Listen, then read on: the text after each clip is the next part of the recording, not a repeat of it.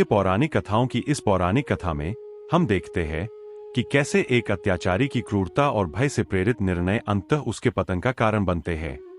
कंस और कृष्ण की कहानी न्याय, साहस और नीति की पूर्ति का एक शाश्वत पाठ है। कंस ने क्रोध से कहा, तुम्हारा 8वां पुत्र जीवित है। उसका नाम कृष्ण है और वह वृंदावन में है।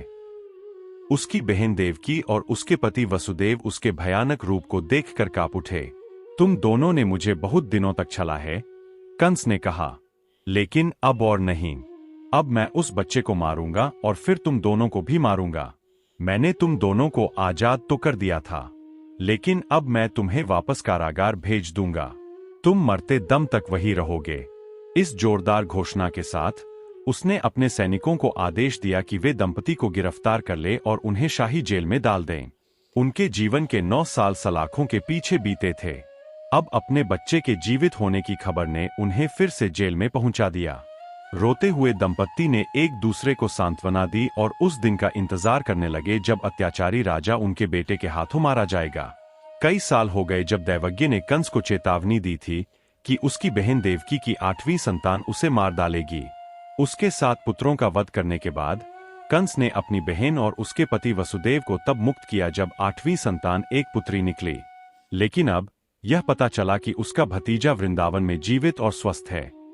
कंस ने फिर से देवकी और उसके पति को कैद कर लिया और अपने निजी कक्ष में लौट आया।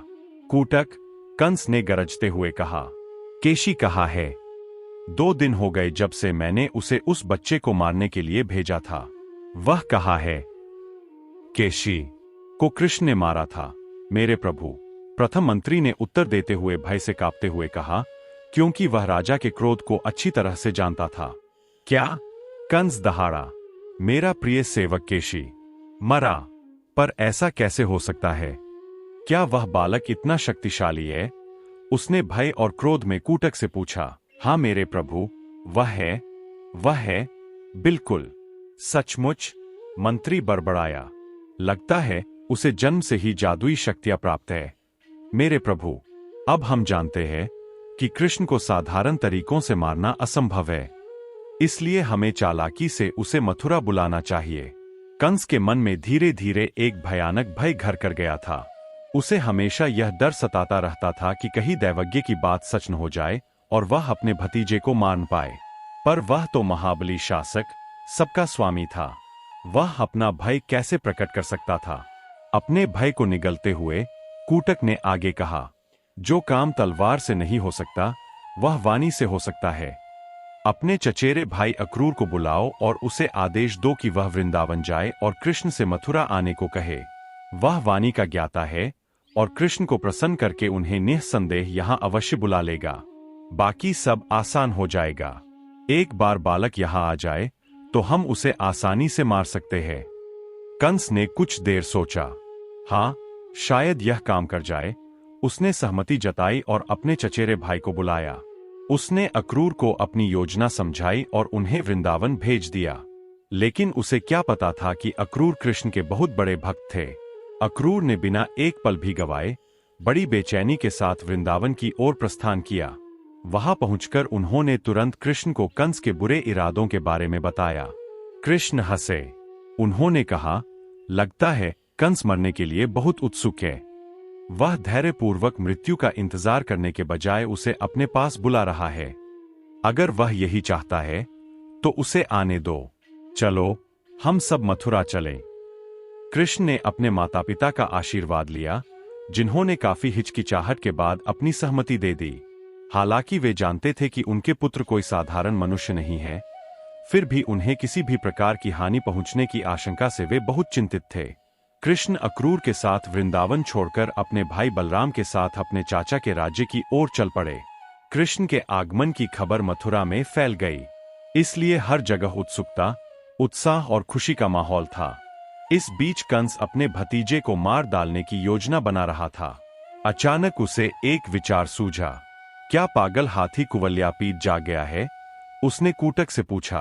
हाँ महाराज, कूटक ने उत्तर दिया। वह सुरक्षित रूप से जंजीर से बंधा हुआ है, लेकिन वह छूटने की कोशिश कर रहा है। कंस बोला, तो फिर उसे सड़कों पर छोड़ दो। उसे दोनों जवान भाइयों को मार डालने दो।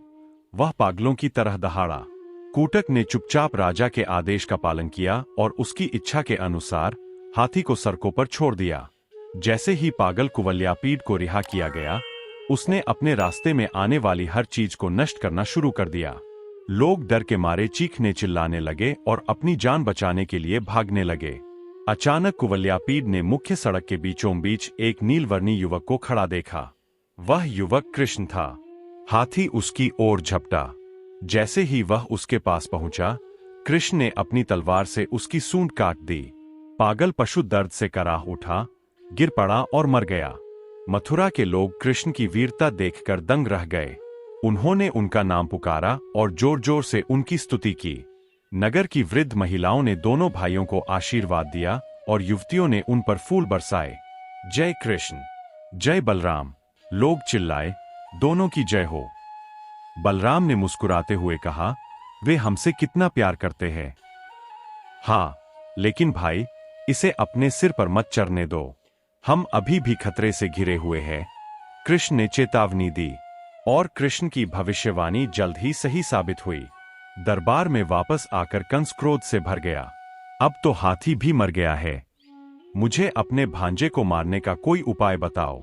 मैं उन्हें मरवाने में कोई कसर नहीं छोड़ूंगा। वह अपने मंत्री पर चिल्लाया। कूटक ने कहा, महाराज, आप मुष्टिक और चानूर पर भरोसा कर सकते हैं कि वे यह काम कर देंगे। मुझे लगता है कि वे कृष्ण को जरूर मार पाएंगे। वे अजय योद्धा है और आज तक किसी भी नश्वर ने उन्हें नहीं हराया है।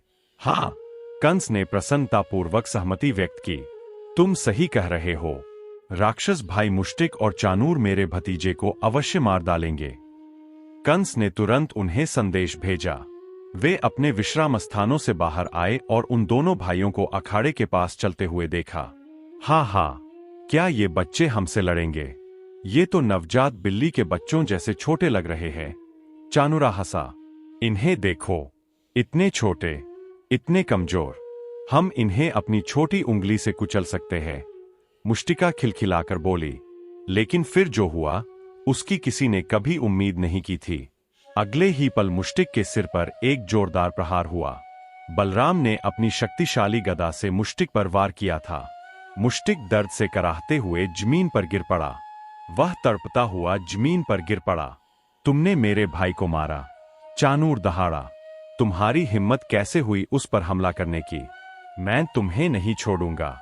मैं तुम्हें मार डालूंगा। वह चिल्लाया और बलराम पर झपटा। अगले ही पल वह दर्द से कराहते हुए जमीन पर गिर पड़ा। कृष्ण ने उसे डंडे से मारा था। इस समय तक अखाड़ा उत्सुक दर्शकों से भर गया था जो दोनों राक्षस योद्धाओं की मृत्यु की कामना कर रहे थे। अरे नहीं, वे तो बस लड़के हैं। इन राक्षस जैसे पहलवानों के सामने वे क्या कर सकते हैं? एक कोमल हृदय महिला ने स्थिति की असंभवता पर निराशा में अपना सिर हिलाया। एक अन्य व्यक्ति ने आश्वासन दिया, हमारे कृष्ण और बलराम दिव्य प्राणी है, जिन्हें भगवान विष्णु का आशीर्वाद प्राप्त है। वे अवश्य ही उनका वध करेंगे। अचानक वह स्त्री चिल्लाई, कृष्ण, तुम्हारे पीछे। कृष्ण ने ठीक समय पर पीछे मुड़कर देखा कि चानूर एक विशाल कुल्हाड़ी से उन पर वार करने के लिए तैयार है। वे तेजी से आगे बढ़े और कुल्हाड़ी से बच निकले। वे झुके, चानूर के मांसल पैर पकड़े और जोर से खींचा। राक्षस अपना संतुलन खो बैठा और जोर से नीचे गिर पड़ा। उधर महल में कंस बेचैन था। उसने बहुत देर तक इंतजार किया था और अब अपनी अधीरता नहीं रोक पा रहा था। मेरे राक्षस योद्धाओं ने अब तक कृष्ण को मार डाला होगा। मैं उस बालक को मरा हुआ देखना चाहता हूं। उसने लालच से सोचा और शैतानी मुस्कान के साथ अखाड़े की ओर दौड़ा। लेकिन वहां जो कुछ उसने देखा, उससे वह स्तब्ध रह गया। अपने श्रेष्ठ योद्धाओं को कृष्ण और बलराम के चंगुल में पाकर उसे कितना गहरा सदमा लगा होगा। जीवन में पहली बार कृष्ण को देखकर कंस का हृदय भय और आतंक से लगभग रुक गया। उसे अपने दुस्वप्न किसी तरह सच होते प्रतीत हुए। कृष्ण ने ऊपर देखा तो कंस युद्ध देखने आया था। वे खुशी से चिल्लाए, लो मामा, अपने राक्षसों को मरते देखो। ऐसा कहकर कृष्ण ने बिना अधिक प्रयास के ही चानूर के प्राण निकाल दिए। और अब नरक में जाने की तुम्हारी बारी है, दुष्ट कंस, कृष्ण ने गरजते हुए कहा। कंस को लगा जैसे उसका शरीर मानो जम सा गया हो। अपने मुस्कुराते हुए भतीजे को अपनी ओर बढ़ते देखकर उसे भयंकर भय का अनुभव हुआ। यही वह दृश्य था जो उसने पिछले कुछ वर्षों से रात भर अपने बुरे सपनों में देखा था। अपने प्राणों के भय से व्याकुल होकर कंस भागने की कोशिश करने लगा। कंस अखाड़े में इधर उधर भागता रहा, किसी तरह भागने की उम्मीद में। लेकिन मथुरा के नागरिक, जिन्हें उसने इतने वर्षों तक सताया था, क्षमा करने के मूड में नहीं थे। उन्होंने अखाड़े के चारों ओर घेरा बना लिया, कंस को मैदान से भागने नहीं दिया। कितना अन्याय चुपचाप सहा गया था, कितने आंसू बहाए गए थे। मथुरा के नागरिकों ने डर के मारे बिना आवाज उठाए कितना कुछ सहा था। आखिरकार उन्हें पलटवार करने का मौका मिला और उन्होंने इसका हर पल का आनंद लिया। राजा जहां भी भागता, लोग उसका मजाक उड़ाते और उसका मजाक उड़ाते। अब उसके पास बचने का कोई रास्ता नहीं था। कृष्ण कंस पर झपटे, उसके बाल पकड़े और उसे जमीन पर गिरा दिया। अब तुम राजा नहीं रहे, तुम कभी राजा बनने के लायक नहीं थे, उन्होंने घोषणा की और कंस का मुकुट नोच लिया। लेकिन राजा को जरा भी परवाह नहीं थी, वह तो बस जिंदा बचना चाहता था। कंस ने खुद को बचाने के लिए उठने की कोशिश की, लेकिन कृष्ण की पकड़ मौत की पकड़ जैसी थी। मुझे छोड़ दो कृष्ण, कंस ने अंततः विनती की, मुझे क्षमा कर दो कृपया। कृष्ण ने क्रोधित होकर कहा, अब मैं तुम्हें तुम्हारे हर पाप के लिए और भी जोर से कुछ लूंगा। यह मेरे माता पिता को 9 साल तक कैद करके काल कोठरी में रखने का नतीजा है, उन्होंने कहा और अपनी पकड़ और मजबूत कर ली। कंस को सांस लेने में तकलीफ हो रही थी। यह मेरे जन्म के समय मथुरा में मेरे 7 भाइयों और अनगिनत मासूम बच्चों की हत्या का नतीजा है, कृष्ण ने कहा और अपनी पकड़ और मजबूत कर ली। कंस को लगा जैसे उसके फेफड़े फट रहे हों।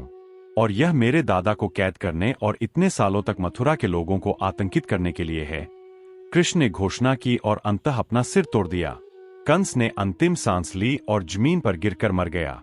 आकाश खुल गया और स्वर्ग से पुष्प वर्षा होने लगी। दैवज्ञ की वाणी आखिरकार सच हो गई। कंस का वध देवकी के 8वें पुत्र ने किया। बहुत लंबे समय के बाद मथुरा के लोग फिर से मुस्कुरा सके। उन्होंने खुशी और राहत की सांस ली। आखिरकार वे दुष्ट कंस के शासन से मुक्त हो गए। दोस्तों, हम उम्मीद करते हैं कि आपको भगवान कृष्ण और कंस के बारे में जानकर अच्छा लगा होगा। यदि आपको हमारा यह वीडियो पसंद आए तो हमारे वीडियो को लाइक जरूर करें। सनातन धर्म से जुड़ी धार्मिक कहानियों की और अधिक जानकारी के लिए आप हमारे YouTube चैनल विमल एनिमेशन को जरूर सब्सक्राइब करें। अगर आप हमें अपना कोई सुझाव देना चाहते हैं या वीडियो से संबंधित आपका कोई प्रश्न हो तो नीचे दिए कमेंट बॉक्स में जरूर लिखें। जय सनातन।